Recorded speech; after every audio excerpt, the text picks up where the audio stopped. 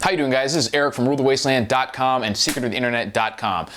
Despite all the crazy shit that's happening in the world, which I'm going to go over in this video, I'm in a great mood this morning. We have a brand new year ahead of us. This is rocking out some Pantera. I'm ready to go. Hope you guys are in a good mood too, and don't let any of the weird stuff in this video kill your buzz. But there's a lot of stuff happening. I just wanted to go over a few minor issues. Links will be at RuleTheWasteland.com if you want to check out some of the articles where I got some of this information, dig into it a little more deeper. But we have another huge stock market crash in China, something like a 7% decline where they actually halted trading.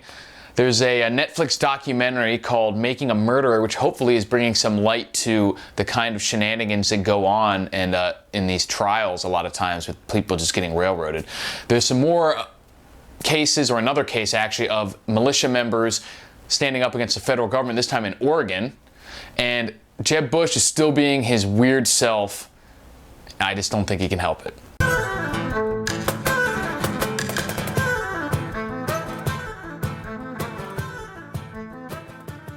So the Chinese actually halted trading again for an entire day. I believe it was only like 30 minutes into trading after something like a 7% crash in the markets.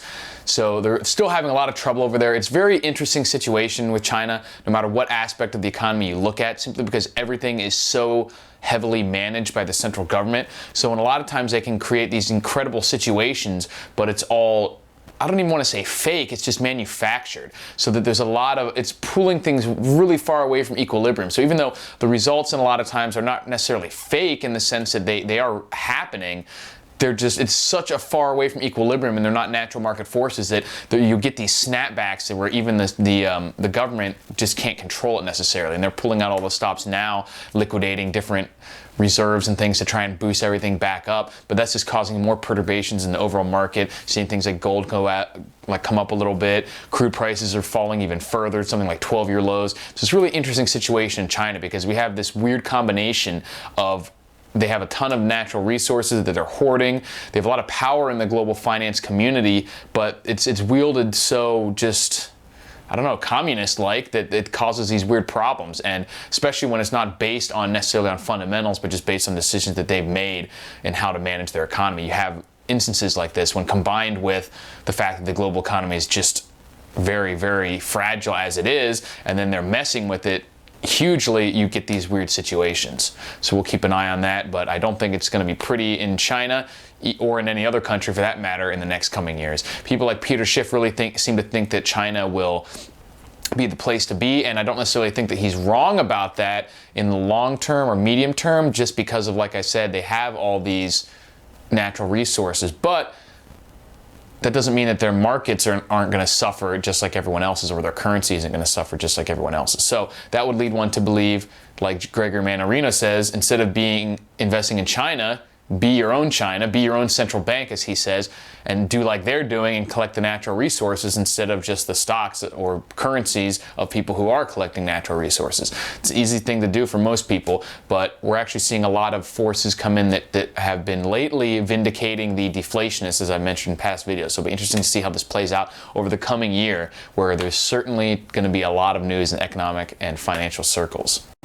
So there's this Netflix documentary, I think it's Netflix, maybe it's HBO, I believe it's Netflix. Anyway, it's called Making a Murderer, and it's highlighting this particular murder case where the makers of the documentary, with apparently pretty good evidence, are suggesting, if not outright saying, that this particular murder trial was a farce and that the person was falsely convicted due to a lot of just shenanigans on part of law enforcement, prosecutors, etc. I have not seen the documentary. I've just read about it a little bit, and it's getting a lot of press, and I'm hoping that this will shed new light on just the fact that these things do happen, that there are prosecutorial misconduct, there is cops and prosecutors and even judges working together to just railroad people and even falsely imprison them. There was a case recently where this woman who was some sort of CSI or forensic tech who handled literally tens of thousands. Actually, she probably handled maybe hundreds of thousands, but tens of thousands of her cases were found out to be fraudulent, where she would just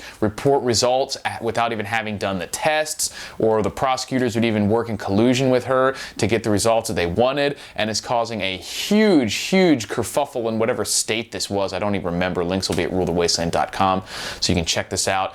But this stuff really happens. I mean, and for a lot of people out there, especially people who consider themselves conservatives, and even a lot of like libertarian-minded people, it just hasn't gotten through their heads that this shit really happens. And I mean, it's cops and CSI and judges, they're all people.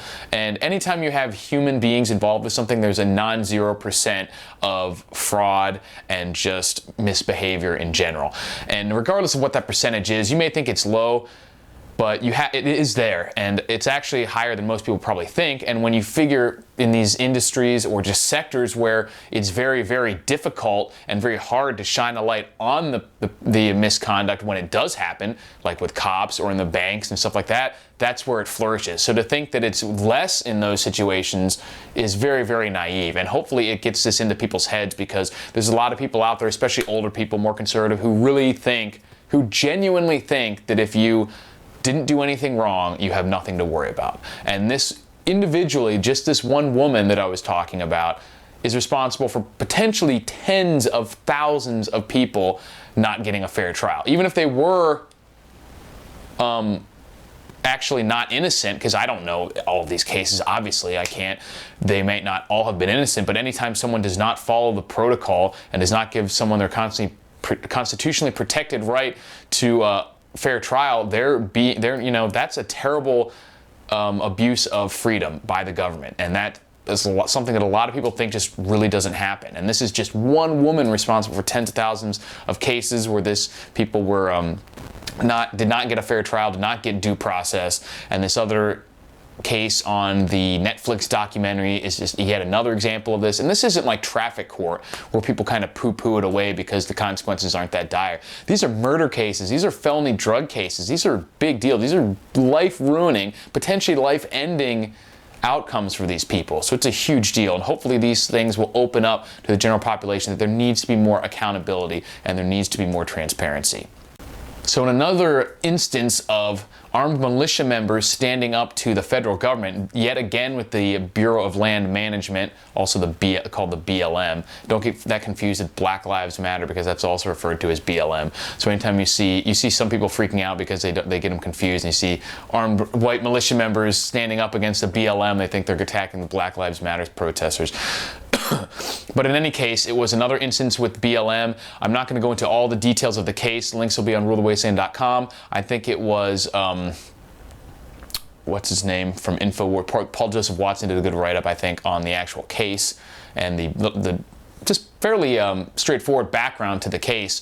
But it's interesting to see how this one will pan out. It is interesting to note that a lot of the militia people who are occupying the federal building, and first of all, the federal building is like an abandoned guest or like visitor center on some federal land in like a national park. This is not like an office building and they're kicking people out, turning over desks and barring the doors. There's no one in this building. They're just staying there. It is technically a federally owned building, but the way that it's been spread through the media is like they stormed an office building or something and took it over, like in Die Hard. But yeah, so this is it is an actual building. It is federally owned, but it's just like a visitor center or a headquarters on this federal land that nobody was in at the time.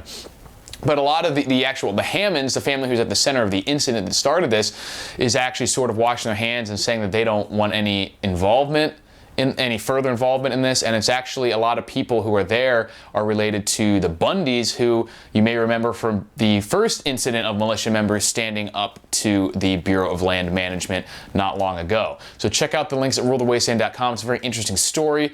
There's an interesting article by Carl Denninger from Market Ticker about this to give you kind of an alternative perspective. And like I said, Paul Joseph Watson and InfoWars had a good write-up as well. I'll include both of those at rulethewasteland.com. I encourage you guys to read that, get a little backstory, and see what you think about the situation. So Jeb Bush, there's been this weird story that came out about, to me it just smacks of manufactured by his political team as something that they thought would be just, I don't know, endearing or make him look like a good person. But this guy is just so fucking weak. He's such a milquetoast that everything he does, he's just sort of a fraud, and like you can tell everything he's doing is just because he doesn't have a lot of like self-confidence or whatever. Despite being a very powerful person, a governor of one of the larger states in the country, from a family that has tons of political power, maybe the most of any family, certainly in American history, two presidents in his family. He's a governor of a state. I mean, it just doesn't get more politically connected than that. And he still is just for some reason, just as a weak person. And despite all the surface appearance of success, and that's coming out when he's going up against other people who are not only have this kind of success, but also just inwardly are much stronger characters. Even if you don't agree necessarily with their personality, they're much stronger people. Somebody like a Trump, or even someone like Cruz and Rubio, they're fundamentally much stronger people.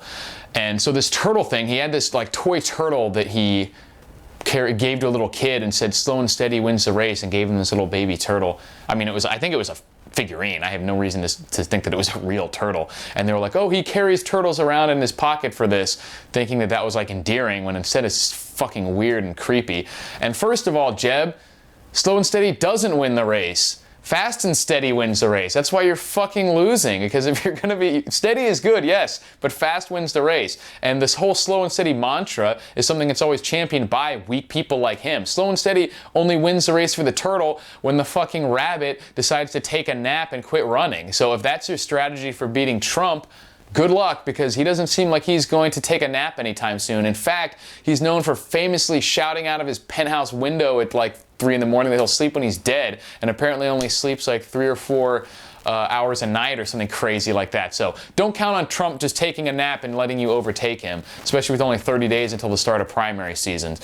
So it's interesting to see the different social dynamics involved, regardless of how you feel about the character or politics of either Trump or Bush. It's interesting to see the social dynamics play out between what was, a quintessential alpha male and then someone like Jeb Bush. And the dynamics are very, very interesting indeed.